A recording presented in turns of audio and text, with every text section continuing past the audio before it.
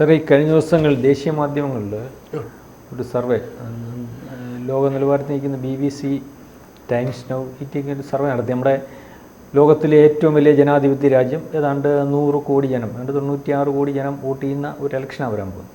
ഈ ഇലക്ഷനെ എന്തെല്ലാം ബാധിക്കും, അല്ലെങ്കിൽ ജനങ്ങൾ ഈ ഇലക്ഷൻ എങ്ങനെ ബാധിച്ചിരിക്കും? അത് താഴെ തട്ടിലേക്കുള്ള പരിശോധനയായിരുന്നു. അതിനകത്ത് ഒരു ഹിന്ദുത്വ ഏതാണ്ട് 16% ആൾക്കാരിൽ ആ ഒരു അഭിപ്രായം, ഹിന്ദുത്വ എന്ന് പറയുന്ന ഈ രാജ്യത്ത് വേണം. പിന്നെ ദേശീയത, ദേശീയത ഉണ്ടാകും, ദേശീയത എന്തോന്ന് അദ്ദേഹത്തിന് അറിയാമല്ലോ. അപ്പോൾ അതൊരു 17%. അതായത് ഈ നരേന്ദ്രമോദി ഇംപ്ലിമെൻ്റ് ചെയ്തിരുന്ന സാധനം, വർക്കൗട്ട് ചെയ്തിരുന്ന സാധനം, പ്രസംഗത്തിലുടനീളം പറയുന്ന സാധനം, അല്ലെങ്കിൽ വന്ദേ ഭാരത് എന്ന് ആൾക്കാരെ കൊണ്ട് വിളിപ്പിച്ചിട്ട് പ്രസംഗം തുടങ്ങുന്നതിൻ്റെ അർത്ഥം, ഭാരത് മാതാക്കി എന്ന് വിളിപ്പിക്കുന്നതിൻ്റെയൊക്കെ അർത്ഥം താഴെ തട്ടിൽ അങ്ങ് ഗ്രാമീണ തലത്തിൽ ഒക്കെ വർക്കൗട്ടായി ഒന്നും ചെയ്യാൻ പറ്റാത്തൊരവസ്ഥയിലേക്ക് പോകുന്നു എന്നാണ് BBC റിപ്പോർട്ട് ചെയ്യുന്നത്. BBC കാരണം നമുക്ക് അളെ പറ്റി അത്ര, അല്ലെങ്കിൽ എന്ത് കുഴപ്പമുണ്ട് എന്ന് കണ്ടുപിടിക്കാൻ വരുന്ന ഒരു ചാനലും ഉപയോഗിക്കുന്നൊക്കെ ചാനൽ. അപ്പോൾ ഇത് എന്തോ സാറേ, എൻ്റെ ഒരു അതിനെപ്പറ്റി ആധികാരികമായിട്ടൊന്ന് സംസാരിക്കാൻ അറിയുന്ന ആളെന്ന രീതിയിലാണ് ഞാൻ അവർ ചോദിച്ചത്. ആധികാരികതയുടെ കാര്യം എൻ്റെ അറിവിൻ്റെ കാര്യം കൂടെ നമുക്ക് ഡിബേറ്റബിളാണ്. ഞാൻ പറയാൻ വരുന്നത്, BBC ഇങ്ങനെ പറയുന്നുണ്ടെങ്കിൽ ഒരു കാര്യം ഒന്ന് ഓർത്തോണം. 2014 നരേന്ദ്രമോദി സ്വന്തമായി ഭൂരിപക്ഷം കിട്ടി ജയിച്ചു കഴിഞ്ഞപ്പം ലോകത്തിൽ ആദ്യമായിട്ടൊരാൾ ഇംഗ്ലണ്ടിൽ നിന്ന് ഇവിടെ മോദിയുടെ രണതന്ത്രം പഠിക്കാൻ വേണ്ടി വന്നു. പഴയ ടോണി ബ്ലെയറുടെ എന്ന് എനിക്ക് തോന്നുന്നു, അദ്ദേഹത്തിൻ്റെ പ്രൈവറ്റ് സെക്രട്ടറി ആയിട്ടിരുന്ന ഒരു പത്രപ്രവർത്തകനും പ്രൈവറ്റ് സെക്രട്ടറി ആയിട്ടുള്ള ഒരാളുണ്ട്. പേര് ഞാൻ മറന്നു, പുസ്തകത്തിൻ്റെ ഒരു പേര് ഞാൻ മറന്നു. അദ്ദേഹം ഇവിടെ വന്നിട്ട് 6 മാസം 8 മാസം താമസിച്ച് ഒരു ഗവേഷണ ഗ്രന്ഥം എഴുതി. എങ്ങനെയാണ് മോദി ഭാരതം പോലെ ഏറ്റവും വലിയ ഒരു ജനാധിപത്യ രാജ്യത്ത് ഇത്രയും വലിയ ജനാധിപത്യ പ്രക്രിയയെ അതിജീവിച്ച് ജനങ്ങളുടെ പിന്തുണ തേടുന്നൊരു പുസ്തകം എഴുതി വെച്ചു. ശരിക്കും UPയും ബീഹാറും ഒക്കെ എങ്ങനെ, UP പ്രത്യേകിച്ചും എങ്ങനെയാണ് മോദിയുടെ ഇലക്ഷൻ ക്യാമ്പയിനിൽ ഭാരതീയ ജനതാ പാർട്ടിയുടെ കയ്യിലേക്ക് വന്നുള്ളൊരു കൃത്യമായ വഴിത്താര, ട്രാക്ക് അദ്ദേഹം എഴുതിയിട്ടിട്ടുണ്ട്. ഇവിടുത്തെ പ്രതിപക്ഷ പാർട്ടികൾ അത് മാത്രം പഠിച്ചിട്ട് കൗണ്ടർ ചെയ്യാൻ പോയെങ്കിലുണ്ടല്ലോ അവർക്ക് എന്തെങ്കിലുമൊക്കെ ചെയ്യാൻ പറ്റുമെന്ന് എനിക്ക് തോന്നുന്നു. അപ്പോൾ അവർ വന്നതെന്തിനാ? നന്നാക്കാൻ വേണ്ടിയല്ല. ഇംഗ്ലീഷുകാരൻ്റെ വരവ് ഇങ്ങോട്ടുണ്ടായത് ഒരിക്കലും ഭാരതത്തിൻ്റെ രാഷ്ട്രീയ പ്രക്രിയയെക്കുറിച്ച് പഠിക്കുന്നതിനോ സ്വയം നന്നാകുന്നതിനോ ഇവിടെ നന്നാക്കാനുമല്ല. ഇതിലെവിടെയാണ് കയറിക്കടന്ന് പിന്നെയും കുഴപ്പമുണ്ടാകാമെന്ന് അന്വേഷിക്കാൻ വേണ്ടിയാണ് അവൻ്റെ വരവിൻ്റെ ലക്ഷ്യം. ഞാൻ പറയുന്നത് തർക്കമില്ലാത്ത വസ്തുതയാണ്. അപ്പം അവരിപ്പോൾ കണ്ടെത്തിയിരിക്കുകയാണ് 17% എന്നല്ലേ പറഞ്ഞത്, 17% ദേശീയതയ്ക്കൊപ്പവും 16% ഹിന്ദുത്വത്തിനൊപ്പം പറഞ്ഞു. ഇതിൽ അങ്ങ് പറഞ്ഞ ഒരു കാര്യത്തിൽ എനിക്കൊരു ചെറിയൊരു അഭിപ്രായ വ്യത്യാസമുണ്ട്. ഇത് നരേന്ദ്രമോദി കൊണ്ടുവന്ന ആശയമല്ല, ഇന്ത്യക്കാരിലുള്ളതാണ്. ഇന്ത്യക്കാരൻ്റെ രക്തത്തിൽ അലിഞ്ഞു കയറുന്നതായത്. ഇന്ത്യക്കാരൻ്റെ രക്തത്തിൽ അലിഞ്ഞു കയറുന്നു പറയുമ്പം ഭാരതത്തിലെ ഗ്രാമാന്തരങ്ങളിൽ ഭാരതത്തെയും രാമനെയും ഭാരതീയ സംസ്കാരത്തെയും എല്ലാം നെഞ്ചോട് ചേർത്തി സമൂഹത്തിന് മിണ്ടാൻ വയ്യാത്ത കാലത്ത് മിണ്ടാതിരുന്ന് കാണും. പക്ഷെ അവൻ മനസ്സിൽ താലോലിച്ച ആഗ്രഹത്തെ മുമ്പിൽ വന്നിട്ട് ഇതിനു വേണ്ടി നമുക്ക് പടപെരുതാം, ഞാൻ നിങ്ങളുടെ ഒപ്പമുണ്ട്, നിങ്ങളുടെ മുമ്പിലുണ്ടെന്ന് മോദി പറഞ്ഞിടത്താണ് മോദി ഭാരതത്തിൻ്റെ ചരിത്രം മാറ്റിയത്. ഇതാണ് യാഥാർത്ഥ്യം. അവിടെ നമ്മളൊരു കാര്യം ഓർക്കണം.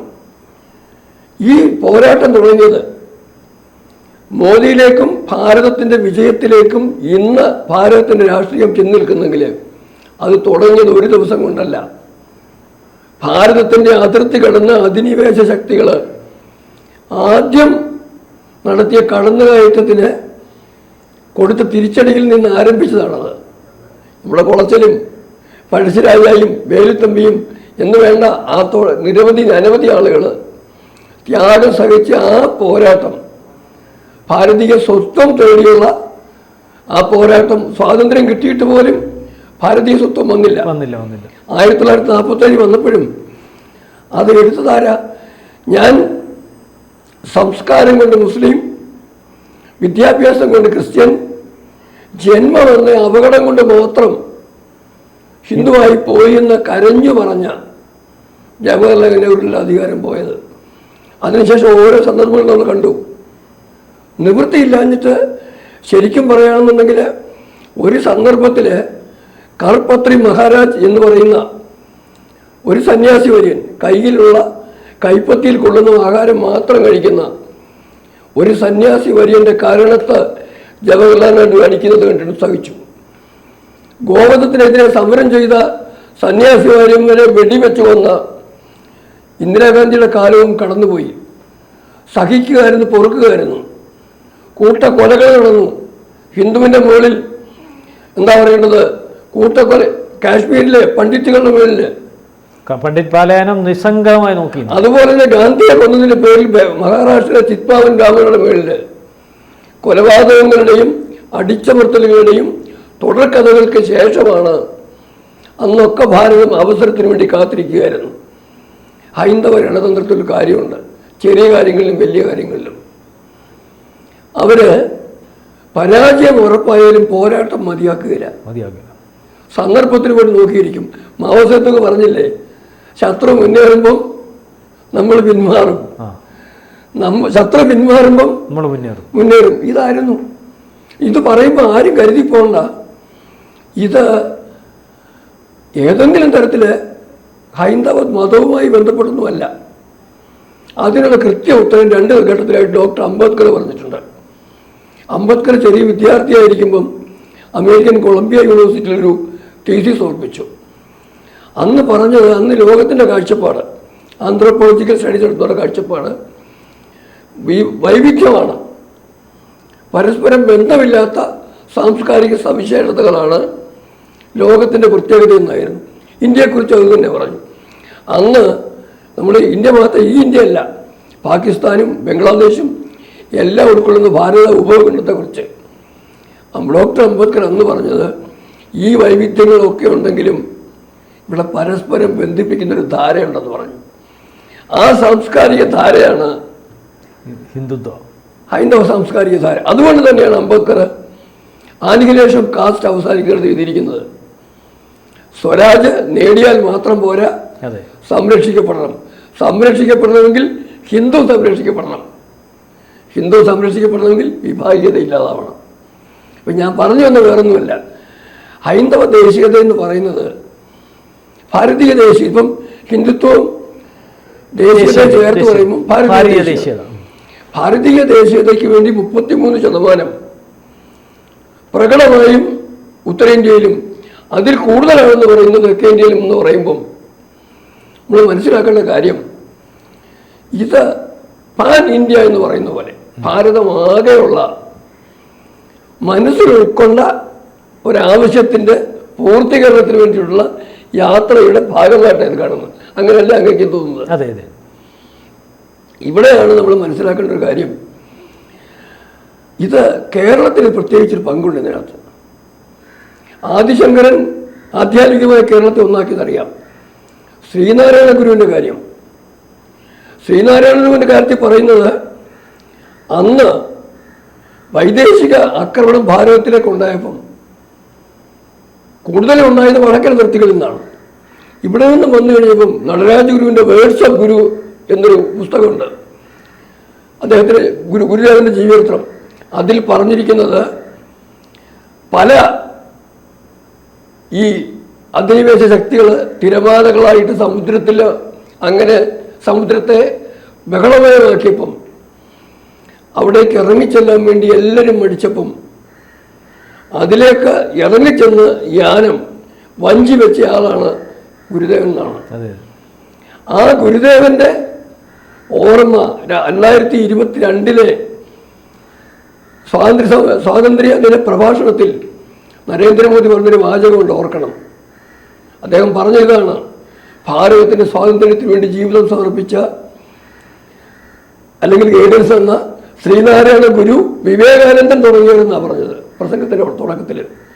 ആദ്യം ഗുരുദേവന്റെ പേരാ പറഞ്ഞത്, വിവേകാനന്ദന്റെ പേരിൽ. വേറെ കാര്യം അദ്ദേഹം ശ്രദ്ധിക്കേണ്ടത്, ഇത് ഭാരതം ചർച്ച ചെയ്തിട്ട് കേരളം ചർച്ച ചെയ്തിട്ടില്ല. ഇപ്പൊ വന്നപ്പോഴും അദ്ദേഹം ഗുരുദേവനെ പറ്റി പറഞ്ഞു. അവരുടെ സ്വാഭാവിക, അത് ഇതിനെക്കാട്ടി പ്രധാനമല്ലേ സ്വാതന്ത്ര്യദിന പ്രഭാഷണത്തിൽ റെഡ് ഫോർട്ടിൽ പറഞ്ഞ വാചകം ഞാൻ കൂട്ടിയത്. അല്ല, പറഞ്ഞു വന്നത് ദേശീയതയ്ക്ക് വേണ്ടി ഗുരുദേവനാണെങ്കിലും അയ്യോ വലിയ വലിയ മനുഷ്യൻ. അതുപോലെ തന്നെ ഇപ്പോൾ ഒരു കാര്യം ഞാൻ ചോദിക്കട്ടെ, ഈ പലരും പറയുന്ന ഏറ്റവും വലിയ ദേശീയതയെക്കുറിച്ച് പറയുമ്പോഴത്തേക്ക് നമ്മുടെ ഇദ്ദേഹത്തെ പോലെ ശശി തരൂരിനെ പോലെയൊക്കെ വെല്ലുവിളിക്കുന്നത് ഹിന്ദുത്വം അല്ല ദേശീയത, ഹിന്ദുവിസം എന്നൊക്കെ പറഞ്ഞു. അവന് കാരണമുണ്ട്. ഹിന്ദുത്വം എന്തോ ആദ്യമേ ഈ ദേശീയതയുടെ അടിത്തറ എന്ന് പറയുന്നത് ഹൈന്ദവ സാംസ്കാരിക ദേശീയതയാണ്. ആ അടിത്തറയിൽ ബലപ്പെട്ടു പോകുന്ന ഒരു രാജ്യം എന്ന് പറയുമ്പോൾ ഒരിക്കലും ശിലമാക്കാൻ ഒക്കത്തില്ല, ഒരിക്കലും ഒക്കത്തില്ല.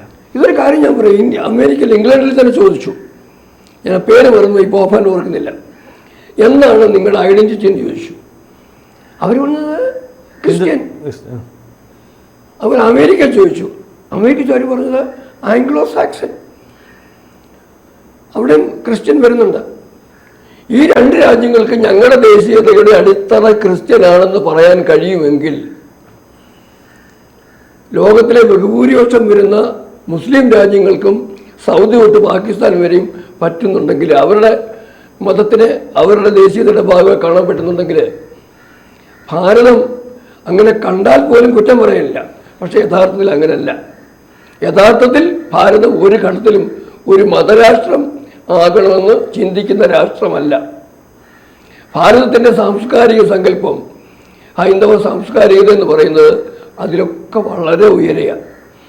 അതുപോലെ എല്ലാവരും കുറ്റപ്പെടുത്തുന്ന ആളാണല്ലോ വിനായക ദാമോദർ സവർക്കർ.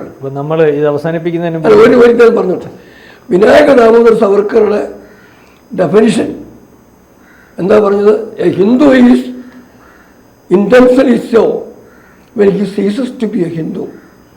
ഒരു ഹിന്ദു കൃത്യമായ ഒരു ഹിന്ദുവായി മാറുന്നത് അവൻ ഹിന്ദു അല്ലാതാകുമ്പോഴെന്നാണ് പറഞ്ഞു. എന്താ അതിൻ്റെ അർത്ഥം? മാനവികതയിലേക്ക്, സങ്കുചിതമായ മത താല്പര്യങ്ങളിൽ നിന്ന് മാനവികതയിലേക്ക് വളരുന്ന ഹിന്ദുവിനെയാണ് ഹിന്ദുവായിട്ട് സവർക്കർ കണ്ടത്.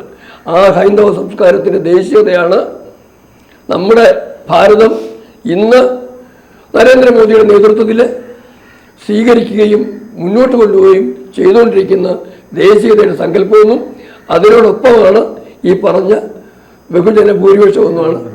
അതായത് എല്ലാത്തിനെയും ഉൾക്കൊള്ളാൻ കഴിയുന്ന ഒരു വലിയ മനസ്സ്, ആ ഒരു സംസ്കാരം, അത് ഹിന്ദു സംസ്കാരവും നമുക്ക് വിളിക്കാം. ആ ഒരു സംസ്കാരത്തിൻ്റെ ഉടമയായി നിൽക്കുന്നത് കൊണ്ടാണ് ഇന്ത്യ മഹാരാജ്യത്തെ ആർക്കും ശിഥിലീകരിക്കാൻ പറ്റാത്തത്. ഇത്രയും സംസ്കാരങ്ങൾ ഒന്നിച്ച് കൊണ്ടുപോകുന്ന ഇന്ത്യ മഹാരാജ്യത്ത് ഈ വിശാലമായ ഹിന്ദു സംസ്കാരം അത് ഇന്ത്യയിൽ സാർ പറഞ്ഞല്ലോ ഉണർന്നു, അത് വളർന്നുകൊണ്ടേയിരിക്കുന്നു എന്നാണ് BBC പോലെയുള്ള വിദേശ മാധ്യമങ്ങൾ കണ്ടെത്തിയിരിക്കുന്നത്. അതിന് നരേന്ദ്രമോദി ഒരു ഒരു നിമിത്തമായി. എന്തുവായാലും അങ്ങനെ ആവട്ടെ എന്ന് നമുക്ക് ആശിച്ചുകൊണ്ട് അവസാനിപ്പിക്കും. കൂടുതൽ വാർത്തകളും വിശേഷങ്ങളും നിങ്ങളിലേക്ക് എത്താൻ ABC മലയാളം സബ്സ്ക്രൈബ് ചെയ്യുക, ബെൽ ബട്ടണും അമർത്തുക.